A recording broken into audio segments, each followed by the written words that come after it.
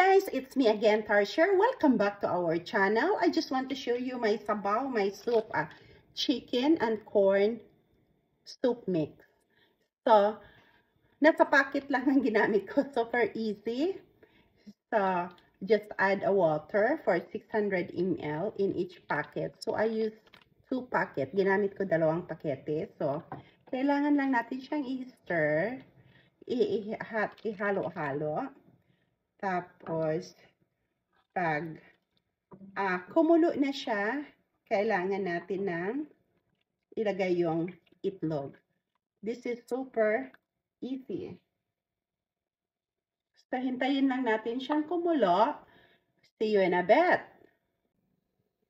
So, I need to add the white pepper. So, nasa sa inyo yun, black or white. Ako white ang i-add ko.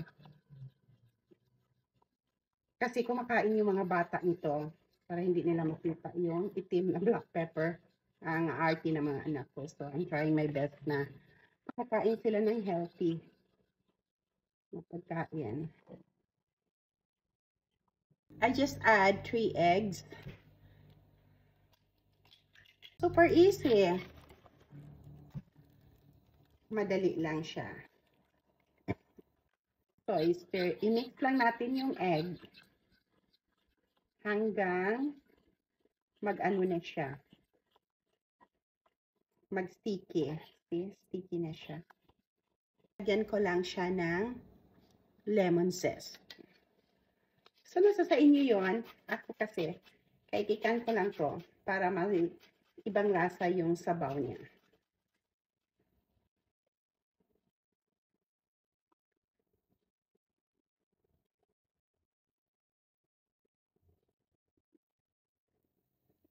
Tama na siya.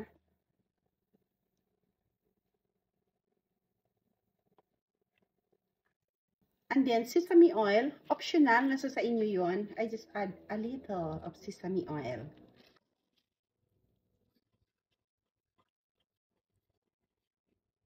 Lagyan nyo lang ng scallion. So, nasa sa inyo yun.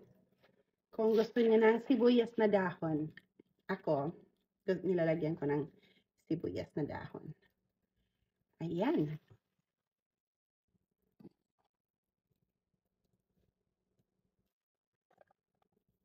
So, our chicken corn soup ay luto na siya. Ay ready.